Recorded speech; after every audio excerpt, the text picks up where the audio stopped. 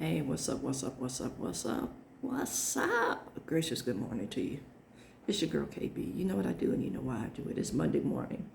It's 3:47 in the a.m. and it's June 23rd. I just posted a pic to my TikTok with a link to my YouTube. And the reason I did that is because two reasons.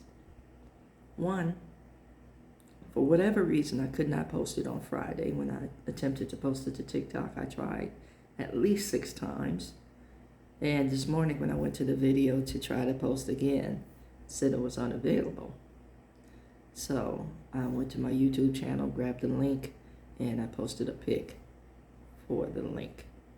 Okay?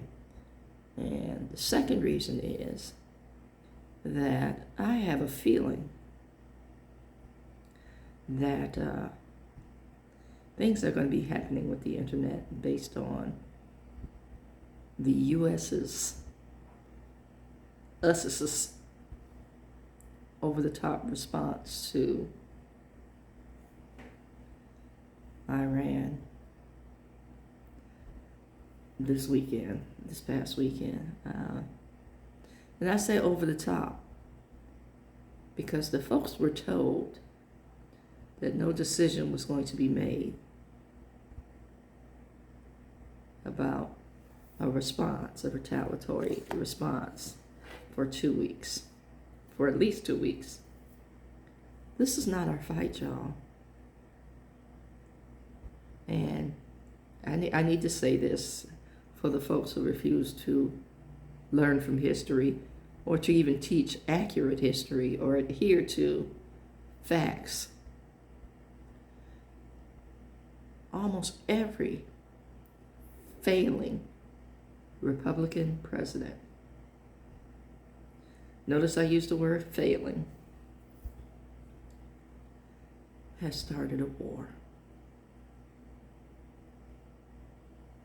in order to cover their shortcomings. Because we get the flag wave, rah-rah and hoorah over military action. And notice, I want you to pay attention, that the particular individual who people like to tout for straight talk, rough talk, being genuine and honest, those two words are questionable, is quick. Now this is a hood saying, so I need you to stay with me. It's quick to let his mouth write a check that his behind can't cash. Now, my man got to play soldier, but he was never a soldier. And political influence was used to assist him in avoiding the military. That part. Now, don't get me wrong. I am full aware of the fact. Notice I said fact. Historic fact that JFK won an elected position based on currying favor, political maneuvering, and money. But he served. Now, like most of the people I grew up with, the military would have been Notice I said would have been my outlet. Although I did have the acumen and the power behind me as far as grades and academic participation and all that good stuff to enter into college. But father was a 20-year man. The majority of my family served. I, however, I want you to hear this. I was set up with a recruiter. I knew who I would be assigned to if I had joined the military. Because of my father's maneuvering. I knew where I was going, and I knew, who my initial drill sergeant would be. And recruiters used to show up to school when I was a senior in high school, and I would evade them. And I evaded them not because I was afraid to fight. You guys have heard me talk, and there are many of folk who will attest to the fight in me.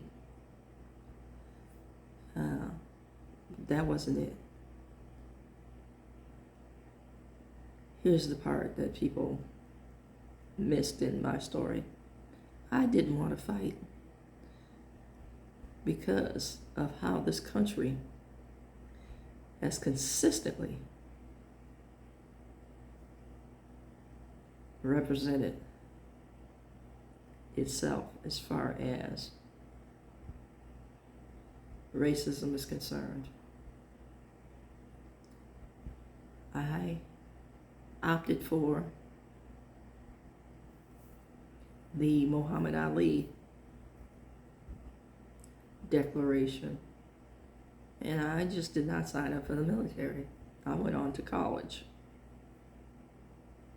I most likely would have done and fared far better had I signed up for the military, but I just did not have that in my spirit to serve, to suck it up, to fake the funk, because I knew that my representation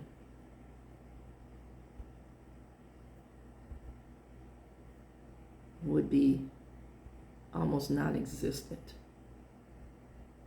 And by representation, I mean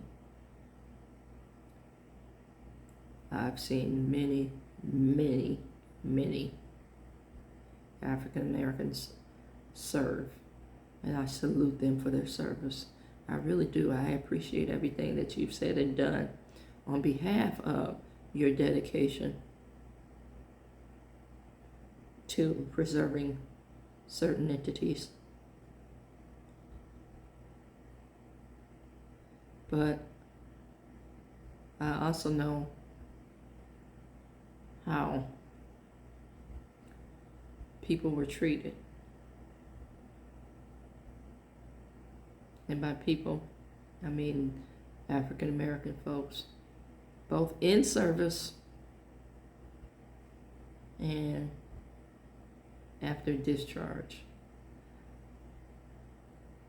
And my temperament is not one to go along to get along, or get along to go along. I'm not that girl.